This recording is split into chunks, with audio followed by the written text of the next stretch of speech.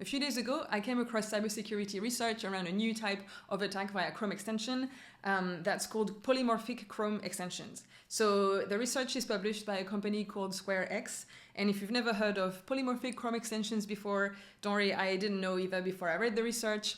But I started getting really interested in how it was actually built. So in the research that they posted, they kind of explained how it works, but not with code.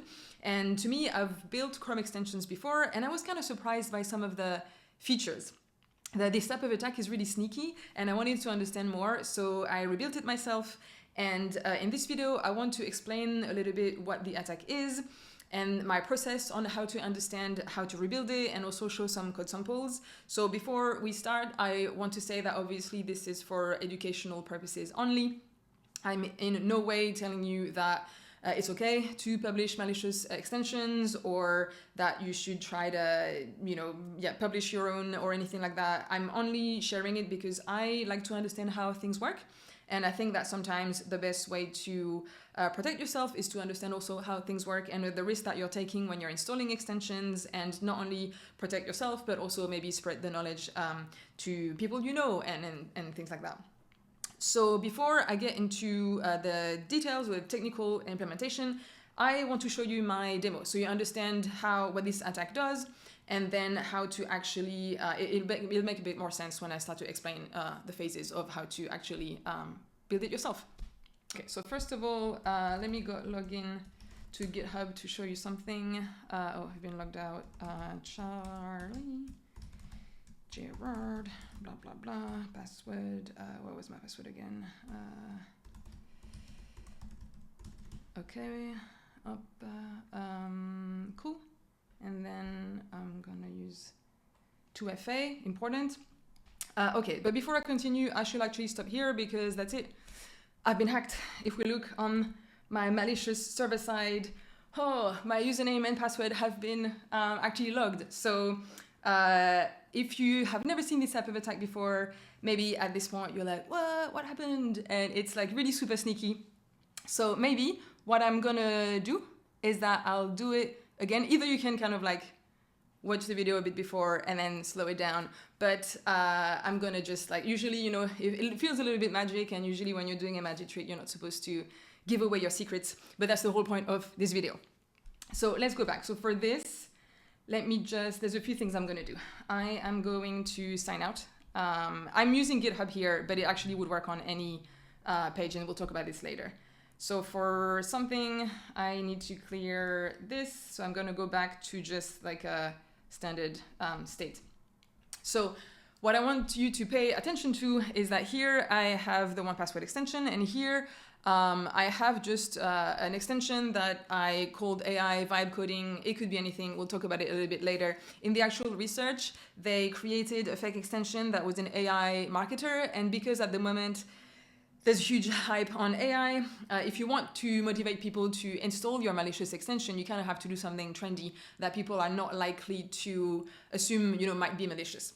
So here it's just, I didn't take the time to recreate like a legit extension. I only implemented the malicious part. So, okay, so I rebuilt the extension and I cleared the storage, and the server is still listening. So let's do it again. So I want you to look at what's happening in the bar here. So if I go again and I want to log into GitHub, boom, did you see what happens here? So what happened is that my malicious kind of extension, it looked like it disappeared. I only have 1Password.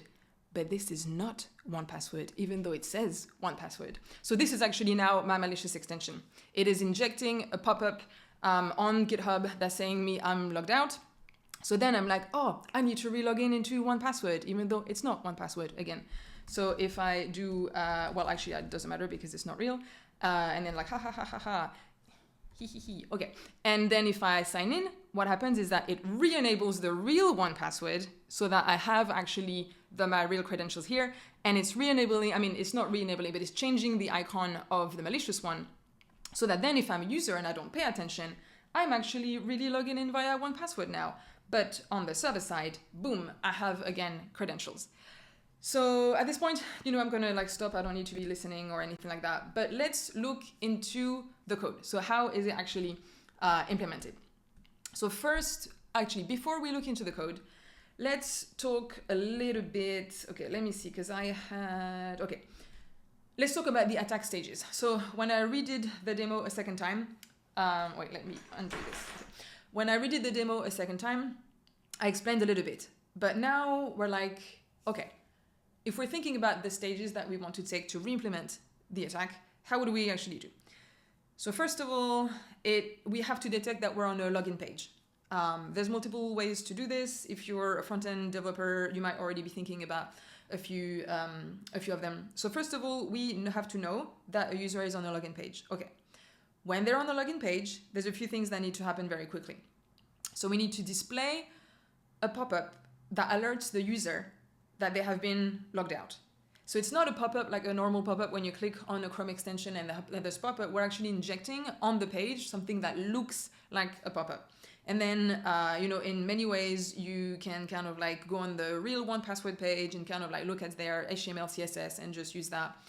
And in the injected pop-up, we need to tell the user, oh, you've been logged out, and to, re-log in into 1Password, click on the extension, enter your credentials to resume access. So once, so we detect that the user is on a login page. We inject a pop-up. At the same time, we need to disable the real 1Password extension. And that I didn't know yet, that actually one extension can disable another extension in Chrome. This is like super cool. I don't know exactly why you would want to do that, but for this type of attack, it's really great. At the same time, we need to replace the malicious extensions logo with the 1Password logo, and also replace the name of the extension with 1Password. Because if I just show you here, when you hover, like right now I called it AI vibe coding. So just to make it like super sneaky, you can also change the name so that, if the user somehow like hovers and it still say AI vibe coding, but with the 1Password logo, it would kind of look a little bit weird. So we replace the logo and we replace the name. Then when the user opens the malicious extension, we also have like a fake 1Password login UI. So again, you can steal the styles from 1Password. So the part of the attack that I didn't build is like to build a legit Chrome extension that would do something else. So I only built like the attack part. So I have a fake 1Password UI. And and then so the user, if they're tricked, they will enter the username and password. So in the real research, they also added a field for the master key. So if you're using 1Password, you know that when you're installing 1Password on another machine, you also have to add a long master key that is like basically unique and you can't lose it and things like that. So again, I did not bother to recreate that because to me, the real point is not to actually hack someone, is to explain how it works. So we have the username and password, and then the victim would click on sign in, thinking they're signing it into 1Password.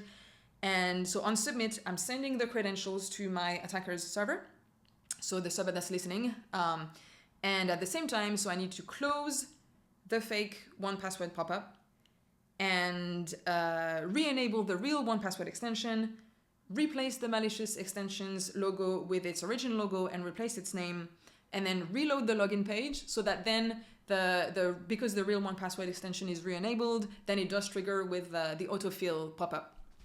And then at the same time, we need to store some kind of flag somewhere in the extension local storage or in somewhere that the user has been hacked, so that then it doesn't raise suspicion if you go to another login page, like I don't know, LinkedIn or something. If the same logic repeats every time, the user will probably be a bit surprised. It's like, well, I just re-logged in into 1Password, it shouldn't ask me again. So we kind of need to store some kind of flag and then only trigger our attack logic if the flag is not already there. So now let's look into how to actually implement that in code. So the first thing that I talked about is to detect if a user is on a login page. So you could be tempted to do that in the content script.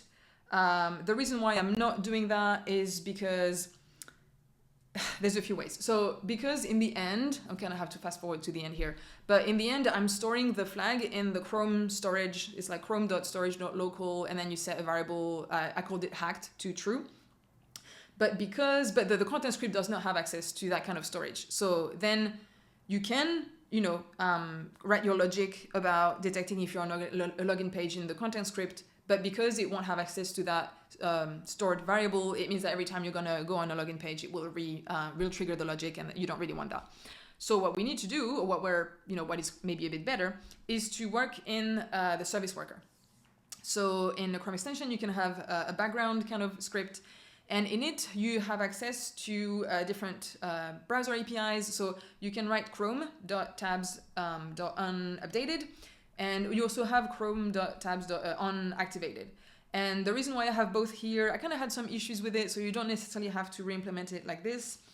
But unactivated is, I think, when you actually load the page. And I also wanted to implement unupdated, so that if you have a login page open but you're just switching between tabs, it should also retrigger, but for some reason I'm having some issues here. So I still have both, but I think only one works. It doesn't matter for now. So on one of these, let's say we're going to focus on the unactivated here. So unactivated, what we're going to do, we're going to get the tabs or the current tab, and we're going to just have like a basic if statement that checks if there's a word in the URL that is kind of indicating that we're on a login page. So it could be login, log-in, sign in, sign_in. If you want to target a very specific platform, maybe you could look at like the URL that they're using. But then if we are detecting that we're on this page here, so this part is like that usually you would implement that at the end, but the one that matters here is we're sending a message to the content script. So we do chrome.tabs.send message, and here I'm saying type login. So basically the background worker is going to send to the content script that we're currently on the login page. And then in the content script here, we end up in our on message listener. So you can write chrome.runtime.onMessage.add listener. And here you have a message, and if the message type is login, then we can trigger a function that I called append popup.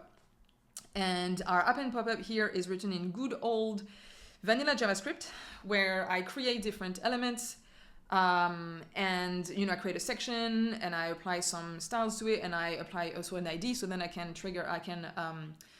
kind of select it faster when I need to actually remove this injected pop-up.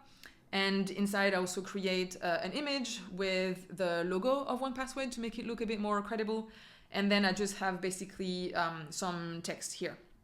So I create an H2 and then a different div that has the rest of the content. And then you can kind of be a bit sneaky with what you decide to write to kind of trick the user as well. So if you say, for security reasons, your 1Password session has expired, please log in again to continue using 1Password in the browser. So if you're trying to think about maybe some kind of social engineering, it's like, if you say for security reasons, then, you're probably more likely to have people to trust you. And then you just have I just have a few different list elements that say open the 1Password extension in your browser and then sign in with your account credentials to restore access. So it kind of looks like it's legit. I don't know when you say it like this. And then I append these elements into my main content and section, and then I append everything to the body. So all of this is good old we have vanilla JavaScript. I haven't tried to create a React component for this. I'm not sure. I don't know if you can write React in just the content script that you inject. Probably you can, but I just couldn't be bothered. Like vanilla JavaScript just works super fine. So at this point, what happens is that we have the part of the attack where on login, it just displays the injected pop-up. So at this point, we have this part working, and then what did I say? Okay, so we detect that the user is on the login page. We display a pop-up alerting. Okay, so now we have to disable the real 1Password extension. So I have to remember where I did that. I think it's in it's in the service worker, I believe. Okay, interesting. So before I talked about the unactivated, but actually it seems to be the updated that I should have talked about. Okay, so the code is very similar. There's just an added part. So yeah, bear with me. So here, this part here, so if you use chrome.management.getAll, it will list you all the extensions installed by the user on their browser. So it gets all of the extensions, it returns an array, and then you can filter them, and you can, you can search or you can filter with the name. So if the if one of the extension that the user has installed includes, you know, the word 1Password, then 1Password is installed, right? Because you could have users installing the malicious extension and actually they don't have 1Password installed, so you could just stop the logic there. And also here, you could be targeting something else than 1Password. For example, if you want to steal keys from like crypto wallets, like I don't necessarily know how that works, and how what kind of login they have, but you could be targeting one, like another extension. I don't know if Coinbase has an extension or anything, but anything that you're interested in, you could figure out the name of the extension and then filter out like that. And then basically, if it exists, you can use chrome.management.set enabled, and with the ID of the actual extension that you're targeting, you can set it to false, and that's going to disable the extension from basically the menu bar. So the real extension will still be installed but not enabled. And then here we are replacing Chrome. So chrome.action.set icon is going to basically change settings of the current extension that we're building, so our malicious one. So chrome.action.set icon, and here I have I just downloaded a 1Password icon, and 19 is just 19 pixels, because I believe that the icons for the extension have to be a certain size. So I'm not sure about that one. I don't remember, but yeah, so here we can do 1Password icon 19, yes, to set the icon, and here we are replacing the title. Okay, so at this point, we know when the user is on the login page, we inject a content script, we disable the 1Password extension, and we replace our malicious extensions logo and name with the other one. So now we know that, if the user is kind of tricked, they're going to click on the real, or on what they think is the real 1Password. So at this point, our extension gets triggered. So here you can have just a little a login page where here you can see that I'm using real 1Password images. You can kind of if you open the Chrome DevTools on a 1Password page, you can kind of take that. And here I have my fake form, signing to 1Password with an email field and a password and a signing button. Okay. So here, at this point, nothing, it's kind of standard front end, a form, and some images like a logo. But what we want now is when they click on sign in, we want to be able to get the credentials and kind of revert all the state of everything so that it doesn't look weird to the user. So here I have my handle submit, and I'm getting the values, email and password. And I'm kind of using the same logic as there was in the background worker, but to reverse. So I'm getting again all of the currently installed extension, and I'm setting enable to true to re-enable the 1Password real extension, yes. And then I'm replacing the icon with my vibe coding, fake extension icon. And window close actually closes the sign-in pop-up. And on reload, so here you can do chrome.tabs.reload to reload the current tab, and that will kind of retrigger 1Password. The real 1Password is going to see that there's a login form, and you'll have the little autofill thing. And here I'm setting my flag. So I'm using chrome.storage.local set hacked to true, so that then in the extensions local storage kind of there will be now a variable hacked that is set to true, and then you can have your if statement that checks if it's already there and not trigger the logic. And here I just have my my post request to my my Express server with a route that's /data, and I'm actually sending the username and the password. And one thing that I didn't show as well is that when is this thing that happens on load. So when the user opens the malicious extension, I also want to remove the injected window that said you've been logged out, because it's kind of it would look kind of weird if I'm the user, because the injected content is supposed to kind of faking a pop-up. When I'm actually clicking on the extension, I kind of want that to be removed from the page. So here the way that we do this, you can query the current tab, and forget that that's just to avoid TypeScript from yelling at me, but you can do chrome.tabs.send message with a type of start, and that will send a message to the service worker. Is it the service? No, actually it sends a message that can be seen from the content script. Sorry. And then if the message type is start, I'm calling a function that I call remove popup, and that is getting the ID of my injected popup, so 1Password, logged out warning, and I'm just removing that div. So it kind of looks from a user experience that, yeah, things are just, looking normal, even though they're not. So at this point, let me check if we have everything. I think I explained everything. So hopefully it makes sense. So now, okay, yeah, I think I explained everything. So we know when the user is on a login page. We inject a pop-up with a message that the user's been logged out. We disable the real extension. We replace the the malicious extensions logo with 1Password and the name. Then we show a fake login UI. We submit the credentials to the attacker's server, and at the same time, we close the pop-up. We re-enable 1Password. We replace the malicious extensions logo with something that looks kind of legit. We reload the page so that then the user feels like they're really logging in with 1Password, and then we store the flag. So that's basically it, but I thought it's like super cool. It's kind of really sneaky. The first time that I watched the video from the real research, I actually didn't know where to look. I was like, what is that kind of attack? And then when you understand how it works, now you know where to look, and you know how to be careful as well. So I actually installed the 1Password extension just to be able to work on this. I usually don't install much on my computer. Like I'm trying to, install the minimum that I need. So I guess now you might be wondering, well, how do you actually protect yourself from that kind of attack? So, I mean, unfortunately, I think the thing I want to say is that avoid installing unnecessary, things. I mean, the 1Password extension is like a legit extension, and it's, created by the company. And if you use 1Password, like it's probably very useful. But if you, for example, my fake extension is supposed to be an AI vibe coding, like to be honest, I don't even know what it would be. I just called it like that.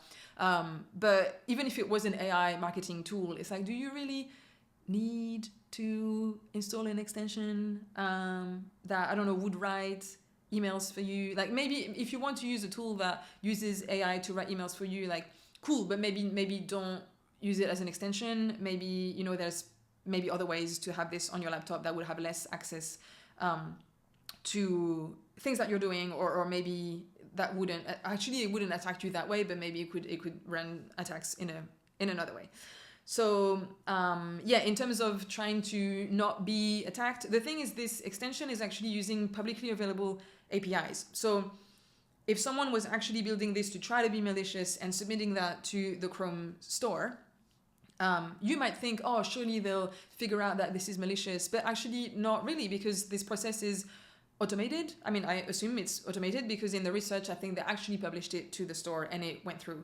So if it is using publicly available APIs, it doesn't actually, from an automation point of view, if it goes through a process of like security, then it doesn't really necessarily get flagged because it's totally normal to be using publicly available APIs.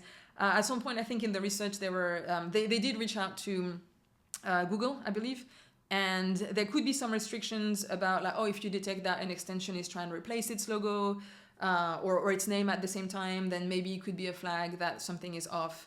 But at the moment, I believe it's still possible to do this. So again, I'm not saying that you should.